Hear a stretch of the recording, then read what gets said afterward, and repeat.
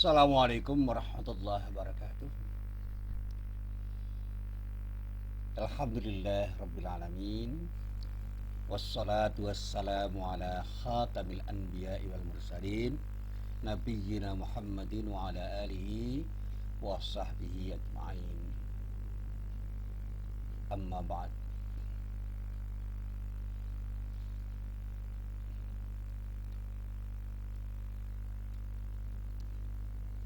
Para jamaah yang dirahmati Allah, alhamdulillah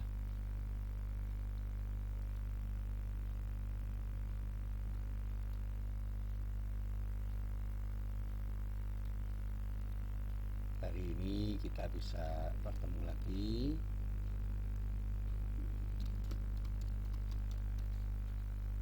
dan mudah-mudahan ya pertemuan ini benar-benar menjadi pertemuan yang betul-betul mendapatkan ridho dari Allah Subhanahu wa taala. Amin. Para jamaah yang dirahmati Allah, pada pagi hari ini saya coba untuk mengawali pengajian ini dengan sebuah anekdot. Jadi saya membaca sebuah cerita dan ternyata cerita itu pernah divisualisasikan dalam sebuah acara komedi di sebuah stasiun televisi dan kemudian masuk di YouTube. Jadi ada sebuah kasus pencurian yang dilakukan oleh seseorang. Seseorang itu sudah sedemikian rupa mencari celah untuk bisa mencuri dengan cara bersembunyi. Tetapi ternyata apa yang dilakukan oleh sang pencuri itu ketahuan oleh banyak orang karena ada yang mengintip. Nah, karena itu kemudian setelah terjadi pencurian, pencuri itu diteriaki oleh masyarakat sebagai pencuri dan dikejar.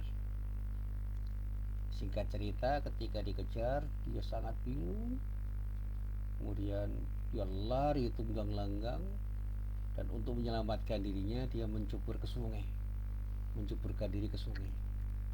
Ternyata keputusan untuk mencebur ke sungai itu bukan sebuah keputusan yang tepat karena masyarakat tahu kalau si pencuri itu mencebur ke sungai, maka beramai-ramai masyarakat itu turun ke bantaran sungai dan kemudian mencari sang pencuri itu, dan ternyata pencuri itu tidak sanggup untuk menyelam di sungai dengan waktu yang lama dan tidak bisa menyeberang karena sungainya itu terlalu deras arusnya dan terlalu lebar jarak antara satu tepi dengan tepi yang lain, sehingga pada saatnya pencuri itu tertangkap dan menjadi bulan-bulanan masa, menjadi orang yang dihakimi oleh masa.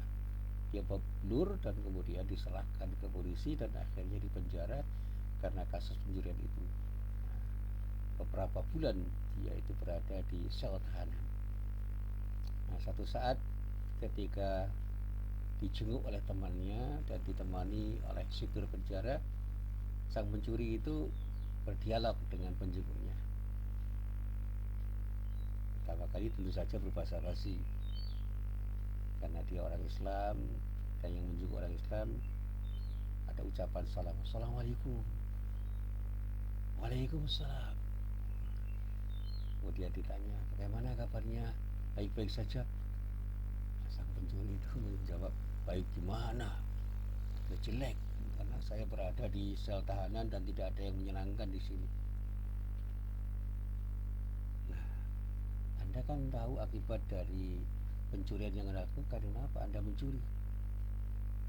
Ya, setelah saya di sel tahanan saya berusaha merenung, kenapa saya harus mencuri? Dan kenapa saya harus punya profesi sebagai pencuri dan mencuri di malam hari secara diam-diam, kemudian lari dari kejaran massa, dan penyelamatan yang saya lakukan itu saya lakukan dengan cara menceburkan diri ke sungai. Akhirnya ditangkap massa, dihajar babak belur dan menjadi narapidana seperti sekarang ini.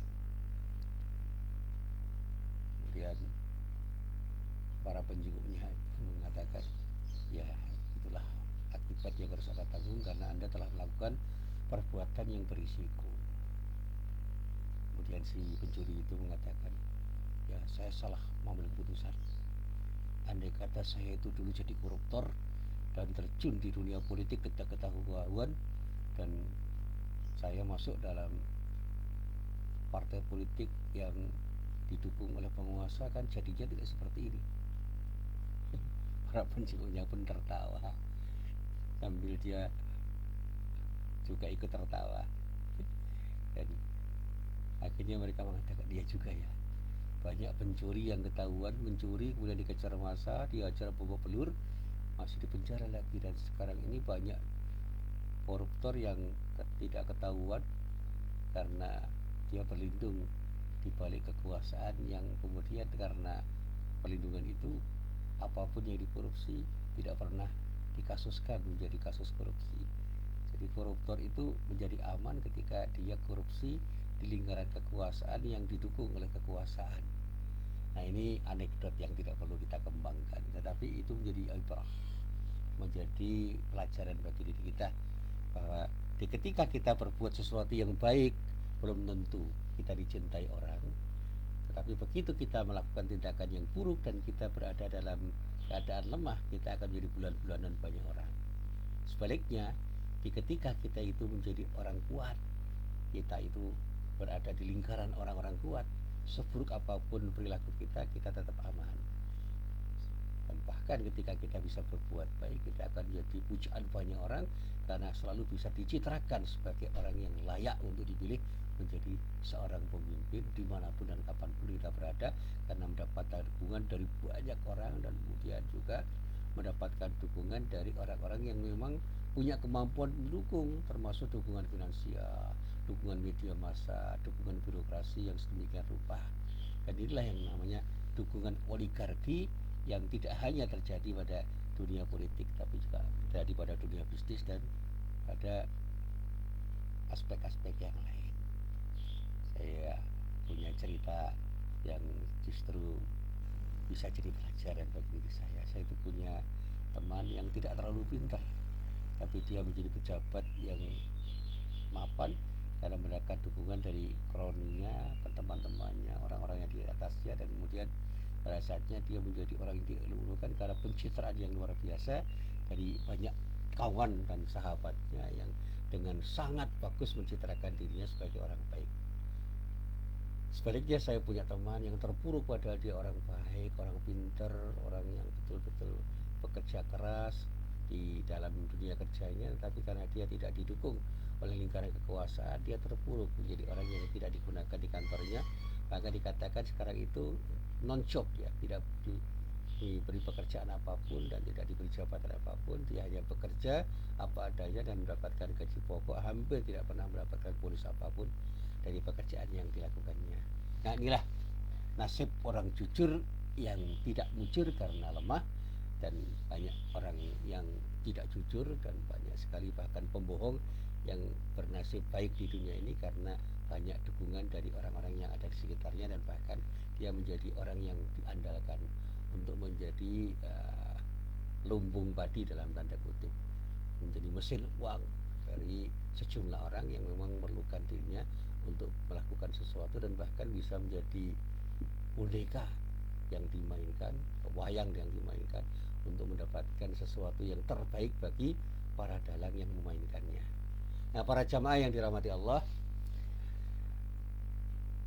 pembukaan pengajian ini sekedar untuk joke saja. Saya diberi saran oleh para jamaah, mari Pak Musin kita buat pengajian itu sedikit agak jenaka supaya semuanya itu bisa santai dan betul-betul bisa mendapatkan sesuatu yang baik.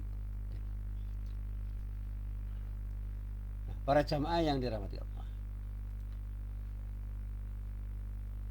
pada hari ini saya ingin sedikit berbicara tentang bagaimana suasana pilkada yang kemarin saya cermati.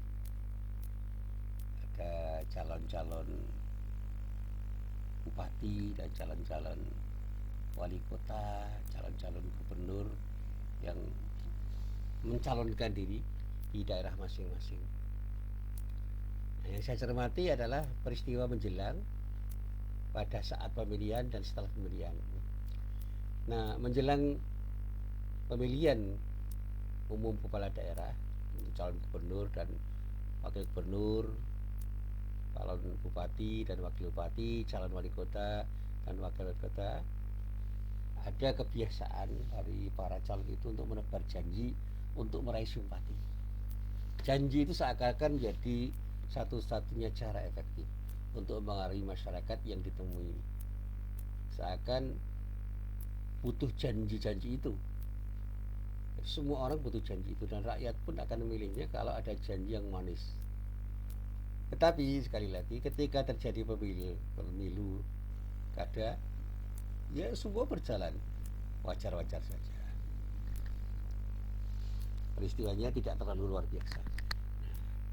Ketika cawagup dan cagup, calon wali kota dan wali kota dan juga calon bupati dan calon bupati itu terpilih, ya tidak sedikit yang terpilih itu melupakan janjinya. Jadi acap kali janji itu terlupakan. Akhirnya apa? Janji itu tinggal janji. Makanya saya beri judul pengajian ini dengan judul Semanis janjimu, sepahit pengingkaranmu. Nah, janji-janji waktu pilkada itu memang banyak ditebar. Dan janji yang tebar itu antara lain misalnya pemberantasan korupsi, penegakan hukum dengan seadil-adilnya, pendidikan gratis, sembako murah, kesehatan gratis, pelayanan kesehatan yang serba prima, penyediaan ribuan lapangan kerja, penanggulangan banjir, penguraian kemacetan. Nah, ini semua diucapkan dengan semanis-manisnya, tetapi pada saat sudah terpilih diingkari dengan sepahit-pahit pengingkaran. Nah, saya ingat betul bahwa di dalam Islam janji itu merupakan bagian dari identitas keimanan. Setiap orang yang beriman itu diperintahkan untuk memenuhi janji yang dibuat olehnya. Bagaimana firman Allah yang bisa kita baca di dalam surat Al-Maidah ayat 1. A'udzu billahi minasyaitonir rajim. Ya ayyuhalladzina amanu aufu bil 'uqud. Ukhillat lakum bahimatul an'ami illa ma yutla alaikum ghaira mukhillis saidi wa antum hurum. Innallaha yahkumu ma yurid. Hai orang-orang yang beriman, penuhilah akad-akad itu, transaksi-transaksi itu. Dihalalkan bagimu binatang ternak kecuali yang akan dibacakan kepadamu. Yang demikian itu dengan tidak menghalalkan berburu ketika kamu sedang mengerjakan haji. Sesungguhnya Allah menetapkan hukum-hukum menurut apa yang dikehendaki olehnya. Nah, dalam kajian tafsir yang saya baca mengenai ayat ini dikemukakan bahwa indikator utama orang yang beriman yang akan mendapatkan kebahagiaan itu adalah mereka yang suka memenuhi amanah dan janjinya. Jadi ketika dia itu berjanji dengan siapapun, dimanapun, dalam apapun, dia akan selalu memenuhi janjinya, dan ketika diberi amanah, dia akan memenuhi amanah yang diberikan kepadanya. Sehingga di dalam surat Al-Mu'minun ayat 1 dikatakan qad aflahal mu'minun, sesungguhnya beruntunglah orang yang beriman. Nah, kemudian di dalam ayat 8 dikatakan walladzina hum li amanatihim wa ahdihim ra'un, dan orang-orang yang memelihara amanat-amanat yang dimikulnya dan janjinya. Nah, di antara sekian banyak hal yang bisa membuat orang yang beriman itu beruntung, karena orang yang beriman itu memelihara amanah yang dipikulnya dan betul-betul menepati janjinya. Jadi orang yang beriman itu adalah orang yang bisa memelihara amanat-amanatnya, amanat-amanat yang dipikulnya, dan janji-janjinya selalu ditepati. Ini ciri orang yang beriman. Nah, sekarang kalau ada orang yang tidak amanah dan tidak menepati janji, maka orang itu tidak bisa disebut sebagai orang yang beriman. Dan kalaupun dia mengaku orang yang beriman, dia tidak akan beruntung karena tidak bisa membuktikan keberimanannya di dalam perilakunya. Nah, sebaliknya orang-orang yang selalu mengingkari janjinya, itu kata para ulama, setelah para ulama itu membaca ayat Quran dan hadis-hadis Nabi, dapat dikategorikan sebagai orang-orang yang disebut dalam istilah akidah dengan sebutan orang munafik.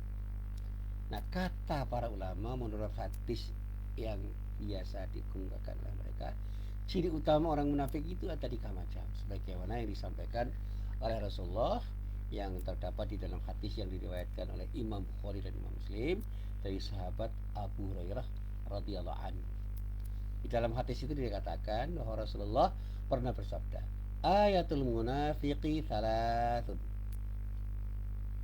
Tanda orang munafik itu ada 3. Idza haddatsa kadzaba, wa idza wa'ada akhlafa, wa idza tumina khana. Janjinya itu selalu akan disalahi, wa idza wa'ada akhlafa.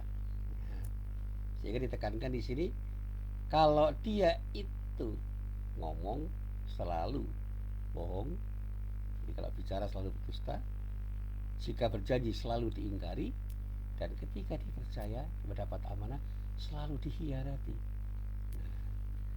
Di dalam hadis lain, Abdullah bin Umar meriwayatkan bahwa Nabi itu pernah bersabda, ada 4 dosa yang ketika dilakukan itu mengindikasikan sifat sebagai seseorang munafik.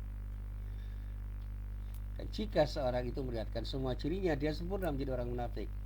Dia mengatakan begini di dalam sebuah hadis yang bisa kita baca di dalam Sahih Bukhari. Arba'un man kunna fihi kana munafiqan aw kanat fihi khaslatun min arba'atin kanat fihi khaslatun minan nifaq hatta yadaha idza haddatsa kadzaba wa idza wa'ada akhlafa wa idza ahada ghadara wa idza khasama fajara. Nah, ini ada pernyataan lain. Jadi kalau ada orang yang punya ciri 4 dan ciri itu kemudian melekat pada dirinya, yaitu ketika dia berbicara dia berbohong, ketika berjanji dia menyalahi, ya, ketika dia itu betul-betul punya komitmen, dia itu selalu tidak bisa menepatinya. Dan yang terakhir mau dikatakan kalau dia maki lawan, jika ada perbedaan pendapat itu dia melakukannya dengan sepenuh hati, memaki lawan jika ada perbedaan pendapat, sehingga kalau diskusi, kalau berdebat, dia tidak mengarah untuk mengkritisi pendapat lawan debatnya, lawan diskusinya, tetapi menyerang orangnya. Sehingga ketika kita melihat ada seorang yang suka berkhianat, suka berdusta, suka mengingkari janji, dan ketika berdiskusi, bercengkerama, berdebat, berbeda pendapat dengan orang lalu dia menyerang orang lain, itu ciri orang munafik yang luar biasa, dikatakan oleh Abdullah bin Umar sudah memenuhi kualifikasi orang munafik yang sempurna. Nah, kembali pada janji tadi. Janji itu di dalam bahasanya para ulama adalah utang. Para ulama mengatakan al-wa'du, gitu, al-wa'du dain. Wa'du itu janji, dain itu utang. Nah, orang yang dibebani utang akan merasa hilang kebebasannya karena dia merasa ada sesuatu yang dimilikinya itu terbelenggu. Jadi orang yang dibebani utang itu akan merasa hilang kebebasan yang dimilikinya. Orang itu akan selalu dibelenggu karena ada sebuah tuntutan untuk melunasi utang itu. Sehingga Rasulullah mengingatkan, berhati-hatilah Anda dengan utang, karena sesungguhnya orang yang berutang itu adalah orang yang sebenarnya tidak tenang. Sesungguhnya berutang itu suatu kesedihan pada malam hari dan kerendahan diri atau kehinaan di siang hari. Malam siang itu tidak tenang karena apa? Ketika dia merenung dia bersedih. Ketika di hadapan orang dia dihinakan oleh orang-orang yang mengutangi. Jadi siapapun yang berutang itu sebenarnya dia tidak punya harga diri di hadapan orang yang mengutangi. Jadi debitur itu di mata kreditur ya rendah. Dan ketika dia merenung sebenarnya dia sedih karena dia harus mengembalikan utangnya pada saat jatuh tempo. Jadi siapapun. Jadi kalau ada yang mengatakan begini, nggak apa-apa berutang, nah itu pembelaan diri, itu lip service saja. Sebenarnya orang yang berutang itu terbebani, karena pada suatu saat dia harus mengembalikan utangnya itu. Dalam bahasa Jawa, wong utang kudu nyaur. Jadi siapapun, baik secara pribadi maupun secara kolektif, orang yang berutang itu sebenarnya orang yang terbebani. Dia akan sedih karena memikirkan bagaimana dia harus mengembalikan utangnya, dan dia itu tidak pernah bisa tegak berdiri di hadapan orang yang berpiutang, karena pada saatnya dia akan dihina oleh orang mereka, direndahkan, karena orang yang berpiutang itu akan selalu menagih utangnya. Dan itu juga berlaku pada siapapun ya. Makanya ketika saya ditanya itu oleh teman-teman yang kuliah di Fakultas Isipol itu, Sin, saya mau tanya itu, boleh nggak negara itu berutang pada negara lain? Ya, tidak ada salahnya kalau memang diperlukan, tapi jangan sampai utang itu jadi sesuatu yang disebut gaya hidup. Utang itu boleh kalau diperlukan, dan orang yang berutang itu yakin dia akan bisa kembalikan dengan pengembalian yang tepat. Tapi sekarang yang namanya utang itu kan ada bunga, dan bunga itu menjerat. Saya pernah membaca tentang logika bunga itu, saya tidak bisa memahami bahwa logika bunga itu rasional betul. Karena apa? Pembukaan uang itu membebani. Jadi kalau kita itu bicara tentang pembukaan uang itu sebenarnya di situ ada unsur kedoliman. Sehingga kalau kita bicara riba terkait dengan bunga bank, itu sebenarnya ada zulm, di situ ada kedoliman. Oleh siapa? Oleh siapa? Orang yang berutang itu adalah orang yang berpotensi didolimi, dan orang yang berpiutang itu punya potensi mendolimi. Sehingga di dalam kaidah utang, di dalam fikih muamalah itu, setelah saya mengajar fikih muamalah, utang itu adalah akad tabarru, di mana orang yang berpiutang itu tidak boleh berpikir akan mengambil keuntungan dari utang yang diberikan kepada orang yang diberi utang. Jadi kalau kita bicara dalam dunia utang piutang, kreditur itu tidak boleh berpikir akan mendapatkan keuntungan dari utang yang diberikan pada kreditur. Sehingga dalam proses pembiayaan dalam dunia perbankan, tidak boleh bank itu berpikir akan mendapatkan keuntungan dari utang yang diberikan atau biaya yang diberikan kepada orang-orang yang berutang. Sementara orang yang berutang itu tidak boleh terdolimi karena utangnya. Karena apa? Dia itu berada di pihak yang dibantu, dan orang yang berpiutang itu di pihak orang yang membantu. Jadi kalau saya itu adalah seorang pengusaha yang berutang, saya itu tengah membantu orang yang berutang. Sementara ketika saya itu berutang, saya itu ada di pihak orang yang terbantu karena mendapatkan bantuan dari orang yang berbaik hati untuk membantu saya. Karena orientasinya bukan profit, orientasinya tolong menolong. Jadi akad tabarru itu kan sebuah akad yang orientasinya itu tolong menolong. Jadi tujuannya itu saling menolong. Orang yang punya modal, orang yang punya duit itu menolong orang yang butuh modal, butuh duit. Orang yang ditolong itu adalah orang yang tertolong karena modal yang diberikan oleh orang yang punya duit. Kira-kira begitu. Jadi pada saatnya orang itu akan mengembalikan dengan pengembalian yang tidak membebani dirinya. Dan bahkan seorang yang memberi modal kepada orang lain itu boleh saja kemudian mengikhlaskan modalnya itu diikhlaskan untuk diberikan kepada orang yang diberi modal. Karena apa? Tujuannya untuk menolong. Nah, logika dunia perbankan tidak begitu. Kupinjami kamu tapi berikan keuntungan pada diri saya. Seberapapun kamu untung atau seberapa kamu rugi, saya nggak mau tahu. Yang penting setelah saya berputusan untuk membantu Anda dalam utang piutang, Anda harus membayar bunga pada diri saya dengan bunga yang sudah saya tetapkan dan Anda sepakati. Pada saatnya Anda harus mengembalikan modal yang saya beri dan kemudian membayar bunga yang saya tetapkan. Nah, inilah yang kemudian dikatakan sebagai logika ribawi, nalar ribawi, yang oleh para ulama pada umumnya dikatakan sebagai sesuatu yang menzalimi. Dan pada saat terjadi kezaliman, disitulah kemudian kita sebagai orang yang berpiutang itu tengah berbuat dosa terhadap orang yang berutang. Sementara orang yang berutang itu menciptakan peluang pada orang yang mengutangi untuk melakukan perbuatan dosa. Jadi kedua-duanya berdosa. Jadi dalam soal riba itu Rasulullah mengatakan orang yang menjadi orang yang berpiutang itu berdosa, sehingga dilaknat Allah, dibenci Allah, dikutuk Allah, tidak dicintai oleh Allah, akan mendapatkan hukuman dari Allah. Sementara orang yang berutang, dia itu adalah orang yang memberi peluang pada orang yang berutang untuk bersikap dolim, sehingga dia pun menjadi orang yang akan mendapatkan laknat dari Allah. Bahkan ada dua orang yang lain, saksi dan orang yang mencatatnya, itu adalah orang-orang yang juga akan mendapatkan dosa sebagai akibat dari keterlibatan mereka dalam proses riba itu. Sehingga dalam dunia utang piutang, siapapun yang terlibat dalam utang piutang, apakah bank yang memberi utang, kemudian nasabah yang berutang, kemudian notaris yang mengesahkan utang piutang itu, atau saksi-saksi yang menjadi saksi dalam utang piutang itu, keempat-empatnya itu mendapatkan laknat dari Allah Subhanahu wa taala. Naudzubillah min dzalik.